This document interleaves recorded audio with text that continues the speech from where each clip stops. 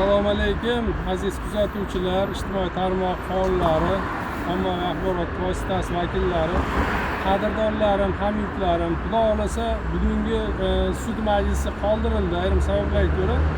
Juma kuni 28-noyabr kuniga belgilandi. Vaqti belgilangan yo'q, ertaga ketamiz deyishdi.